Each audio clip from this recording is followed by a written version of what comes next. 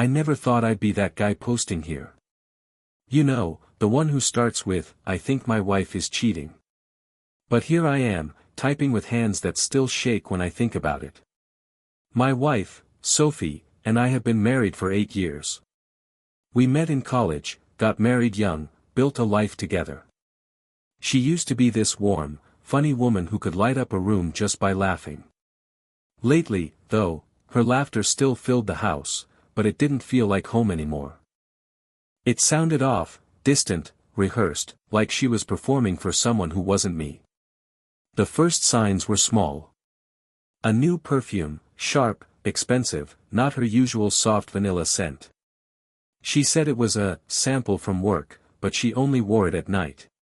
Then came the late meetings, the sudden interest in her phone, which, by the way, used to just lie around unlocked, and that constant, subtle smirk whenever she texted.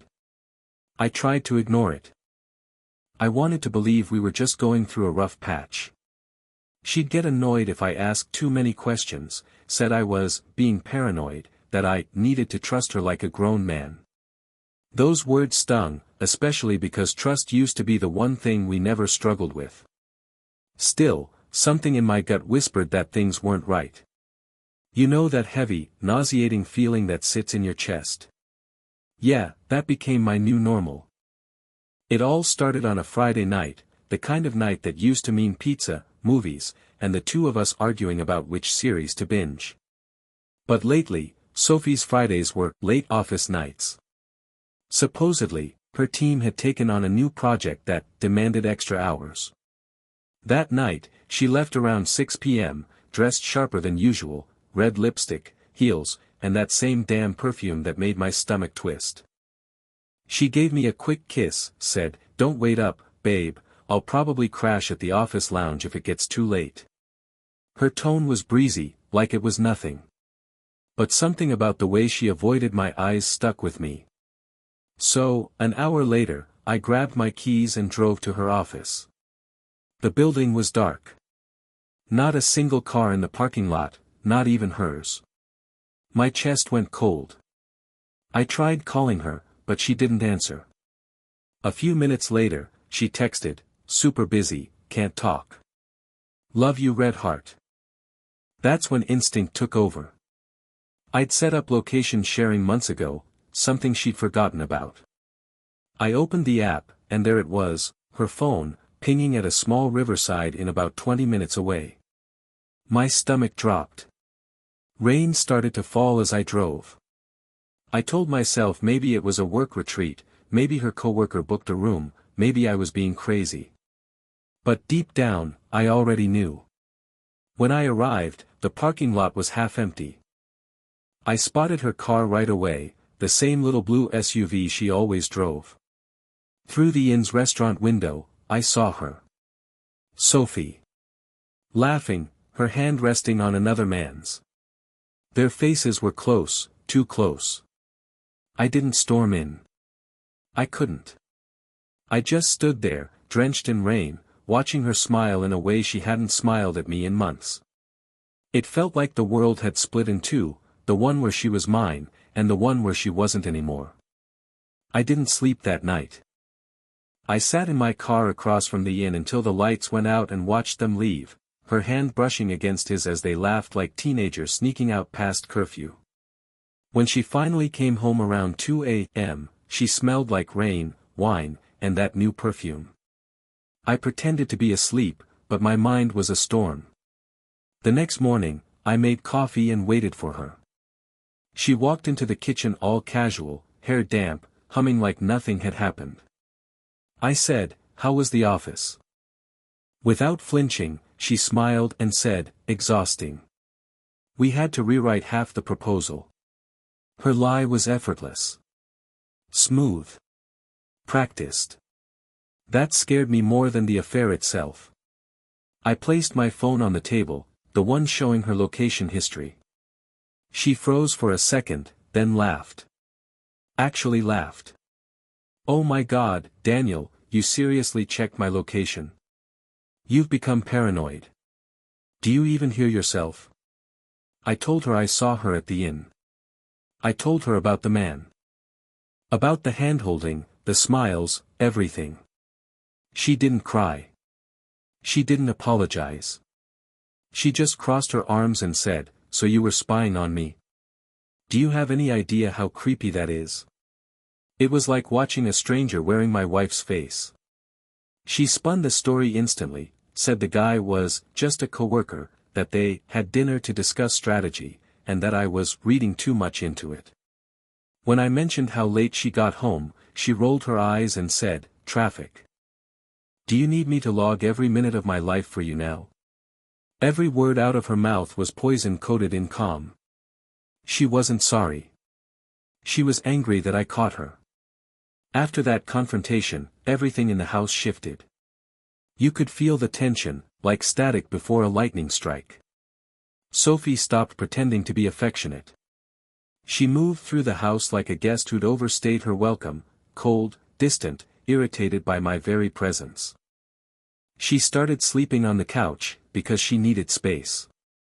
When I asked if we could talk about what happened, she scoffed.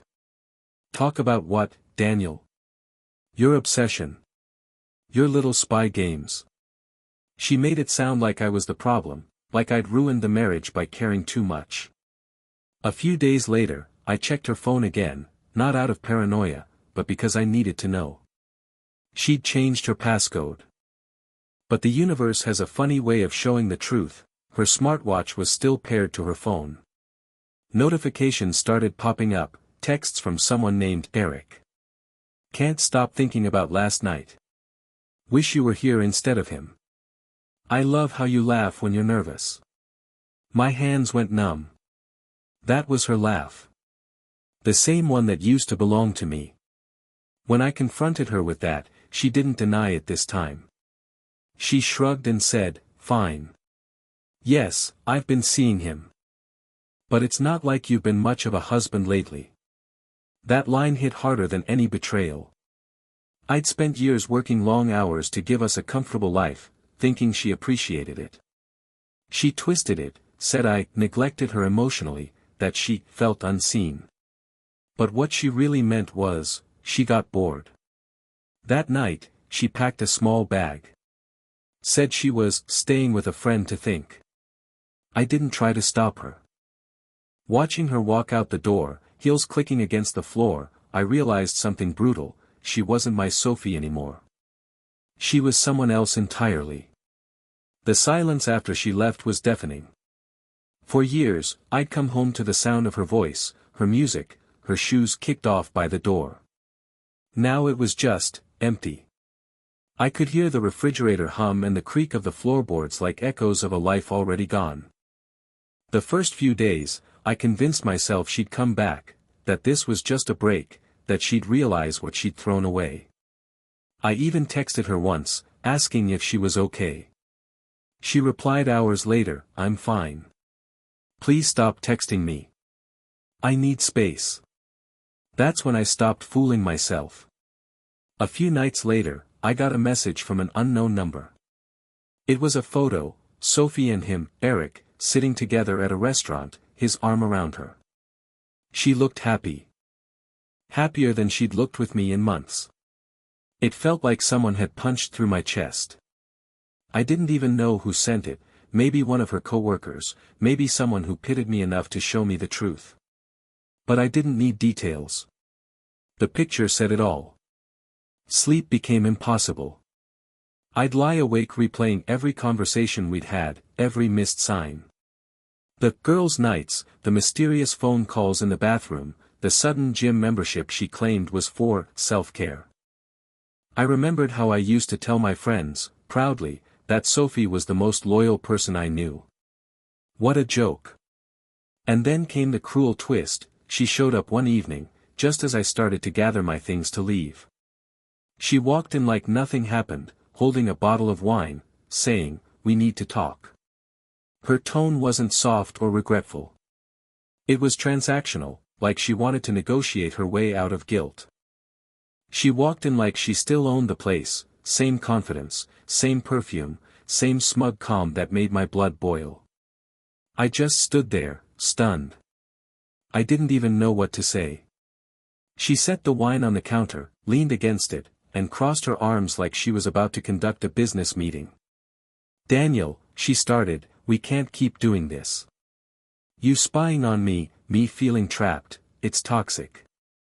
We both deserve better." I laughed. Actually laughed.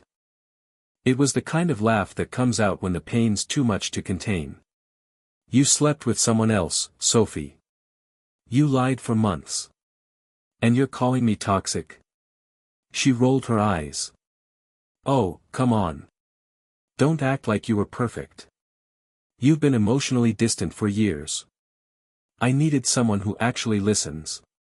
Eric was there for me." The way she said his name, like it was sacred, made my stomach twist. I asked her if she loved him. She hesitated, then said, "I don't know. Maybe. But he makes me feel alive, Daniel. You stopped doing that a long time ago." That was it. Not an apology. Not even a hint of remorse. Just justification, like betrayal was a reasonable reaction to boredom. Then she said the line that nearly broke me, "I think we should separate for a bit. Maybe this will make you realize what you lost." What I lost? I stared at her, trying to find the woman I married somewhere behind those cold, calculating eyes. She wasn't there. I told her she didn't need to worry, that I'd realized what I lost long ago, my peace, my self-respect, my faith in her. And I wanted it back. She just smirked, muttered something about me being dramatic, and walked out again, leaving the door slightly open, like she expected I'd come running after her. But I didn't. I closed it. Locked it. And for the first time in weeks, I let myself cry. After that night, I stopped waiting for her. No more checking my phone every 5 minutes, no more hoping to hear her keys in the door. I finally accepted that Sophie wasn't my wife anymore, at least, not the woman I'd built my life around. But even with her gone, she somehow kept finding ways to twist the knife. A few days later, she texted me out of nowhere, "We should meet to talk things through. I don't want bad blood between us." I agreed, maybe out of weakness, maybe because some part of me still needed closure. We met at a cafe downtown, the same one where we used to have Sunday breakfasts. She showed up looking like she'd stepped out of a magazine, new haircut, new clothes, glowing in a way that made me sick. She smiled like nothing had happened. "You look tired," she said, stirring her coffee. "Yeah, betrayal will do that," I replied. She sighed dramatically. "Daniel, can't we be adults about this? Eric and I are serious now. I didn't want to tell you like this, but you deserve honesty." Honesty? That word coming from her mouth was almost funny. She said she wanted to stay friends, that she still cared about me. I told her friends don't destroy your life and expect coffee dates after. Then, the kicker, she hinted that she might come back someday if things didn't work out with him. Like I was her backup plan. "You'll always be special to me, Daniel," she said softly. "You're safe. But he's exciting." I think that was the exact moment the love died. Completely. Hearing her say that, to my face, turned whatever heartbreak I had left into something sharper, disgust. I stood up, left a few bills on the table, and said, "Keep your excitement. I'll take my piece." And I walked out, not looking back this time. You'd think walking away would feel like freedom. It didn't. It felt like being hollowed out.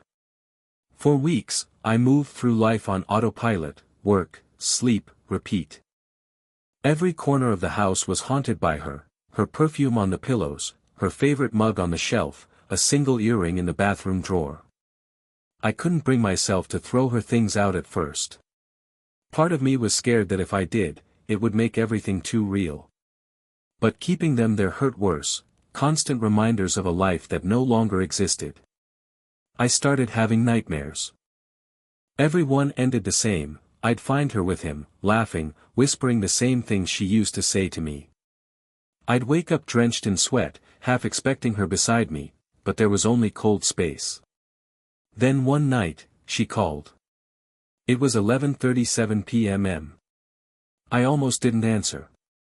But curiosity, or weakness, won. Her voice was soft, almost nostalgic. "Hey. I just wanted to see how you're doing." I said nothing. She went on, "Eric and I, we're having some issues. He's not who I thought he was." I closed my eyes and took a deep breath. I could almost feel her trying to reel me back in, testing if the hook was still in place. "You chose him, Sophie," I said quietly. "You don't get to use me as a safety net." She sighed, fake and heavy. "You've changed, Daniel. You used to care." "I did," I said. "Until you taught me not to." I hung up. That was the first time I truly felt something close to peace, not because I was healed, but because I didn't care anymore. The next morning, I packed up her remaining things and left them by the door with a note, "Don't call me again.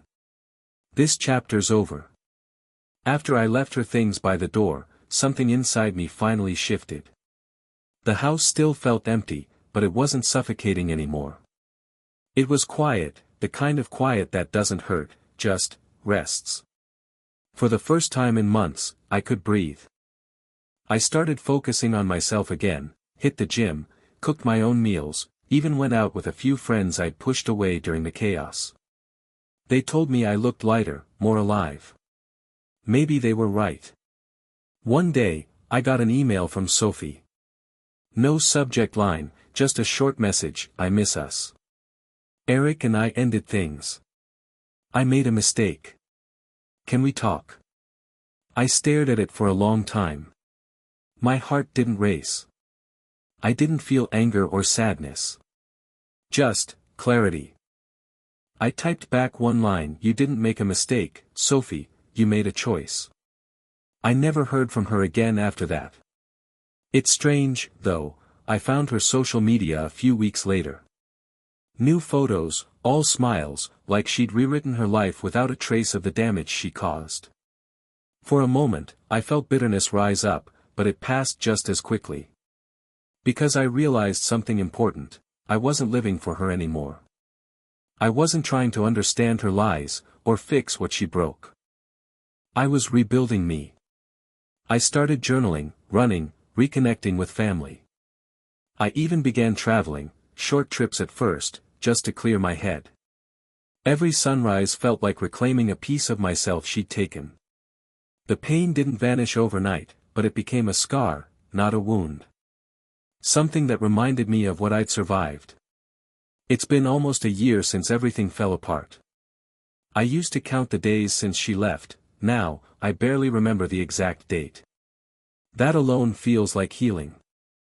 Sometimes I think back to that night at the Riverside Inn, the rain on the windows, her laughter echoing behind the glass, and me standing outside, watching the life I thought I had crumble in silence. I used to wish I'd stormed in, shouted, demanded answers. Now I'm glad I didn't. Letting the truth speak for itself was louder than anything I could have said. I've learned that betrayal doesn't just destroy trust in another person, it forces you to rebuild trust in yourself. To believe that your intuition wasn't paranoia, that your love wasn't weakness, that walking away doesn't make you a quitter. It makes you free. Sophie once told me, "You'll never find someone who knows you like I do." She was right, because no one else will ever know the version of me that loved her through lies. That man doesn't exist anymore. These days, I'm not looking for revenge, or closure, or even an apology. I just want peace, and I have it now. If anyone reading this is going through something similar, here's my advice: don't wait for them to come clean. Don't let guilt or nostalgia chain you to someone who already left you emotionally. Believe what you see, not what they tell you. Because sometimes, love doesn't end with screaming or slammed doors, it ends quietly, in the rain, when you realize the person beside you has already left long before they walked out the door.